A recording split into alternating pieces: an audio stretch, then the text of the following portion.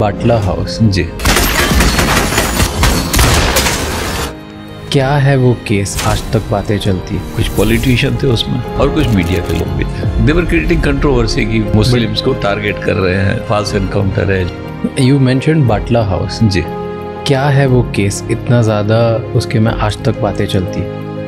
सी हुआ क्या था कि एक ऑर्गेनाइजेशन बनी थी, इंडियन मुजाहिदीन, टेररिस्ट ऑर्गेनाइजेशन। तो सबसे पहले इन्होंने ईमेल किया जब उत्तर प्रदेश में कोर्ट्स में ब्लास्ट हुए। जैसे ब्लास्ट हो रहे थे उसी समय ईमेल किया, अपनी ऑर्गेनाइजेशन का नाम बताया, इंडियन मुजाहिदीन, और हमारे इसी समय कोर्ट्स में ब्लास्ट हो रहे हैं, हम कर रहे हैं, और बेसिकली अगर किसी में हिम्मत होता मैं पकड़ के दिखाया। This is the first time, but इससे पहले इन्होंने ब्लास्ट किए। सबसे पहला इन्होंने किया आई थिंक 2004 में या 5 में बनारस में, जो वहाँ का हनुमान जी का टेम्पल है, उसमें ब्लास्ट किया इन्होंने। फिर डिफरेंट प्लेसेस पे किए। फिर इन्होंने बेंगलोर में भी किए ब्लास्ट। जयपुर में जब ब्लास्ट किया इन्होंने, तो इन्होंने फिर एक ईमेल की ब्लास्ट के अगले दिन, उसमें क्लिप लगाई। क्लिप में वो साइकिल थी जिस पे बम रखा हुआ था एक्सप्लोजन होने से पहले। उसमें फिर वही कि भाई हमने किए हैं ब्लास्ट एंड आपको कोई क्लू नहीं लगेगा हमारा। तो उन्होंने गुजरात में ब्लास्ट किए। गुजरात में 2 जगह लगाए थे, अहमदाबाद में और सूरत में। सूरत में वो बम फटे नहीं। उसका रीज़न बेसिकली ये था कि प्रिंटेड सर्किट बोर्ड जो था उसमें कैपेसिटर लगाना रह गया था। ओके। तो फॉर्चुनेटली अराउंड 29 बम प्लांट किए थे सूरत में, वो नहीं फटे। अहमदाबाद में वो फटे थे जो हैं। अहमदाबाद पुलिस ने कुछ लोगों को पकड़ा जो सिमी के लोग थे, लेकिन ये लॉजिस्टिक सप्लायर थे। इंडियन मुजाहिदीन के लोग कौन थे इनको भी नहीं पता था, जिन्होंने लॉजिस्टिक दिया। तो इन्होंने ये बताया कि वो लोग 4 फोनों का यूज करते थे, लेकिन वो आपस में फ़ोन करते थे। फ़ोन नंबर भी गुजरात पुलिस को मिल गए। गुजरात पुलिस ने सबके साथ वो नंबर शेयर किए, हमारे साथ भी शेयर किए, बॉम्बे पुलिस के साथ भी शेयर किए, आईबी के साथ भी शेयर किए। जब गुजरात पुलिस ने प्रेस कॉन्फ्रेंस की तो उसके बाद फिर उन्होंने एक ईमेल किया कि भाई आपने गलत लोग पकड़ लिए, आपके बस की नहीं हमें पकड़ना। एंड इंटेलिजेंस ब्यूरो को कहा ये तो इग्नोरेंस ब्यूरो है, जो भी बोल सकते थे पुलिस के बारे में negative, they commented on that. अब वो 4 फोन जो थे उसका एवरीबडी वाज एनालाइजिंग। तो उसमें क्या हुआ, इनमें से एक फोन दिल्ली में भी आया था। बाटला हाउस एरिया में वो रुका था कुछ दिन बीच में। और इनमें से एक फोन पे बम्बई से कॉल आई थी 1 सेकंड की। 1 सेकंड की ना। 1 सेकंड की कॉल का मतलब क्या है कि अगर आपके पास कॉल आए और आप अपना फोन कट कर दो, उस कॉल को रिसीव ना करो। एक तो हो गया कि बिल्कुल रिसीव ना करो तो मिस्ड कॉल में आ जाएगा। अगर आप कट कर दो तो 1 सेकंड की कॉल रिकॉर्ड होती है। ओके। तो एवरीबडी मोस्टली इग्नोर दैट। तो हमारे जो इंस्पेक्टर मोहन चंद शर्मा था जो इसको इन्वेस्टिगेट कर रहा था, he did not ignore it. उसने देखा कि ये आदमी कौन था जिसने कॉल की है। तो ये देखा कि आदमी बम्बई से कॉल हुई थी, गुजरात नहीं गया था, ये लखनऊ का रहने वाला था। फिर इसने देखा कि भी इसने कहीं दिल्ली में तो किससे कॉल नहीं करता है। तो दिल्ली में एक नंबर को इसने कॉल किया था, तो उस नंबर पे इसने काम करना शुरू कर दिया। और इसकी कॉल दोबारा एनालाइज की गई कि क्या हो सकता है क्या नहीं हो सकता। उसमें कुछ सस्पिशन लगा हमें। इस तरह का कि एक कॉल थी जो वैसे तो बड़ी इनोसेंट कॉल लगती है कि मैं यहाँ पर कहीं ऑटो खड़ी करने की जगह नहीं है। ये कॉल पहले थी, 13 सितंबर से पहले की थी। तो फिर कैसे होगा, नहीं मैं कर लूँगा। It is a innocent call. But दोबारा जब इसको एनालाइज किया तो पता लगा जिसने कहा था कि यहाँ ऑटो खड़ी करने की जगह नहीं, वो उसकी लोकेशन करोल बाग थी उस समय, और करोल बाग में ऑटो में ब्लास्ट हुआ था। फिर इनके नंबर्स हमने चेक करने शुरू करे कि भाई ये ब्लास्ट जब हुए गुजरात में, जयपुर में, दिल्ली में, तो ये नंबर कहाँ थे, ये पर्टिकुलर नंबर और इसके कनेक्टेड नंबर। तो पता लगा ये उस समय फ़ोन बंद थे। जयपुर में ब्लास्ट हुआ तो फ़ोन बंद थे, अहमदाबाद में ब्लास्ट हुआ तो फ़ोन बंद थे, दिल्ली में ब्लास्ट हुआ तो फ़ोन बंद थे। डाउट बढ़ा बेसिकली। मीनवाइल 18 सितंबर को एक इंफॉर्मेशन आई थ्रू इंटेलिजेंस ब्यूरो। हुआ क्या कि इन टेररिस्ट ने 4 कार यूज़ की थी। 2 कार अहमदाबाद में हॉस्पिटल में लगाई थी, 2 कार सूरत में हॉस्पिटल में लगाई थी बम के साथ। उनका पर्पज़ ये था जब इंजर्ड हॉस्पिटल में आए, उनके फैमिली मेंबर्स हॉस्पिटल में आए, तो इन कार में ब्लास्ट हो जाए ताकि और लोग इंजर्ड हो। तो ये कार जो है एक चोर ने सप्लाई की थी, जिसको बम्बई पुलिस ने पकड़ लिया। तो वो उसने बताया कि कहाँ सप्लाई की थी, अहमदाबाद में वो जगह दिखाना है कि कहाँ सप्लाई की थी। तो उसने बताया कि मुझे इतना पता है कि जो लोग बम जिन्होंने लगाए थे वो उसी दिन, जिस दिन 26 जुलाई को 2008 को अहमदाबाद में ब्लास्ट हुए थे, उसी दिन वो राजधानी से दिल्ली ट्रेन में दिल्ली के लिए रवाना हुए थे। 13 लोग थे। Now this was the information जो आईबी ने दी। तो हमने ये सोचा कि इंस्टेड ऑफ चेकिंग कि वहाँ से कितने रिजर्वेशन हुए, कितने लोग चढ़े ऑन दैट डे, हमने कहा कि ये देखते हैं दिल्ली से कितने लोगों के रिटर्न रिजर्वेशन हुए हैं।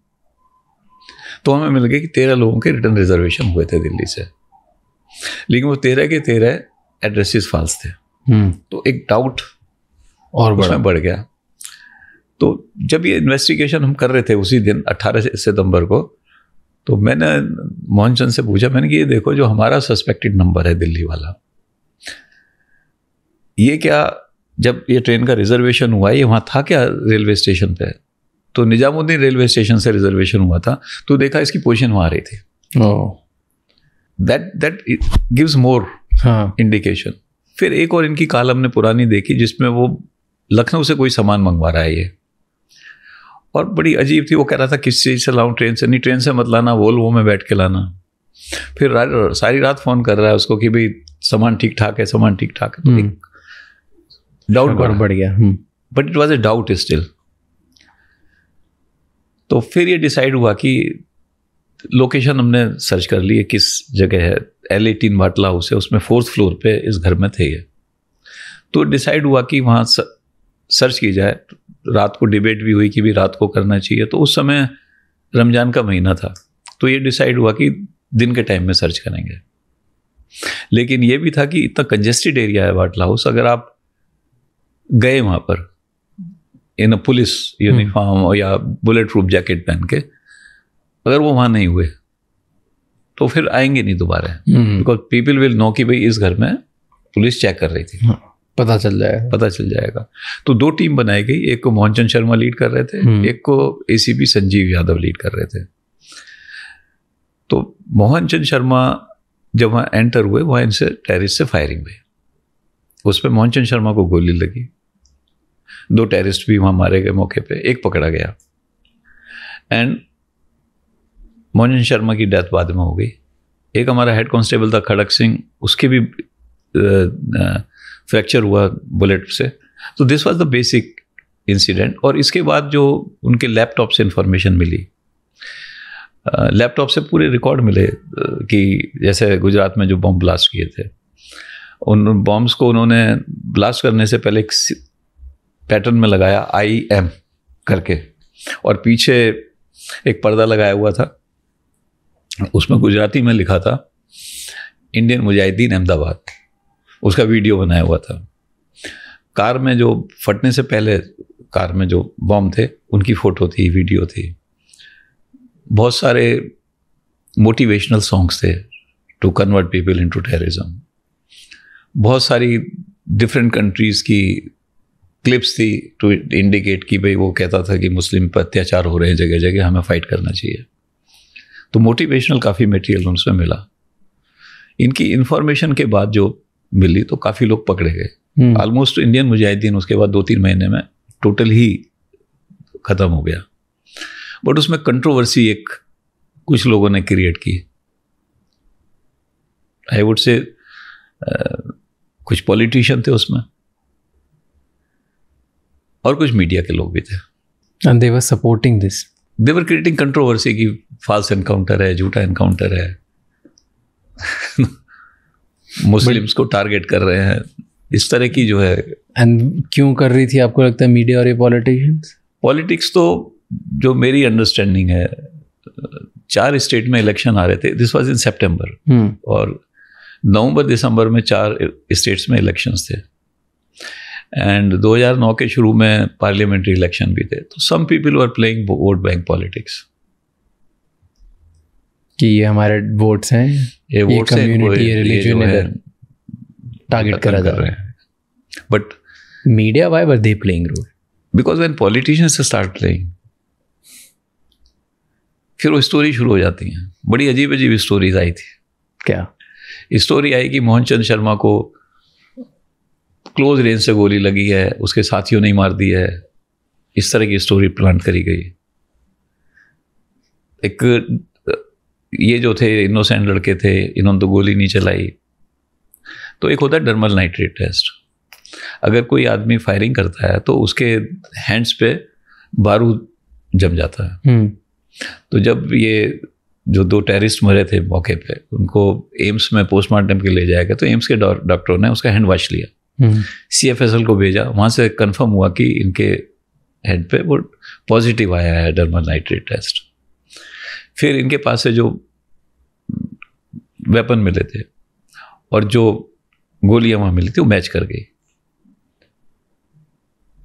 फिर एक एलिगेशन था कि वो क्लोज रेंज का जो वो भी पोस्टमार्टम की रिपोर्ट में आ गया, कहते हैं जी पीछे से गोली मारी है, वो सामने से गोली लगी थी, क्लोज रेंज से नहीं लगी थी। तो वो एविडेंसेस आए। फिर 2 आदमी वहां से मौके से भाग गए थे। कैसे भाग सकते हैं, पॉसिबल ही नहीं है।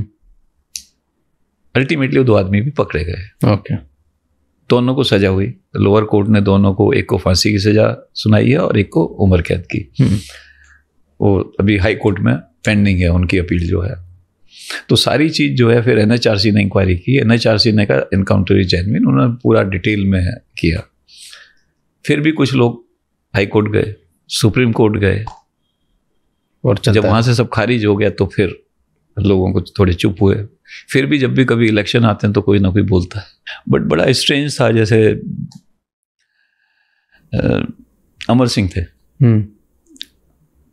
वो बाटला हाउस के एरिया में जाके बोल रहे हैं। वो कमेंट जो उन्होंने किया कि मोहन चंद शर्मा यहाँ के मरने आया था, इस तरह का कमेंट किया, तो लुक्स मतलब you feel so bad about such a comment. Mamata Banerjee वो भी बाटला हाउस में आके बोल रही थी। समटाइम्स आई फील कि एक नेशनल पॉलिसी होनी चाहिए ऑन टेररिज्म, कि अगर आप इस तरह के कमेंट करते हैं और आपके पास एविडेंस नहीं है तो आपको भी केस होना चाहिए आपके खिलाफ, टेररिज्म फॉर श्योर। क्योंकि उस समय मेरे ऑफिसर्स आए एक बार मेरे पास, and they were very emotional. कहते हैं सर हम तो देश के लिए काम कर रहे हैं, हमने तो टेररिस्ट को पकड़ा है, तो क्या उसके लिए हमें फांसी पे लटकाएंगे? तो देन आई टोल्ड देम, मैंने कि यू डोंट वरी, हमने सही काम किया है और हमारे पास एविडेंसेस हैं, हम प्रूव करेंगे हम सही थे।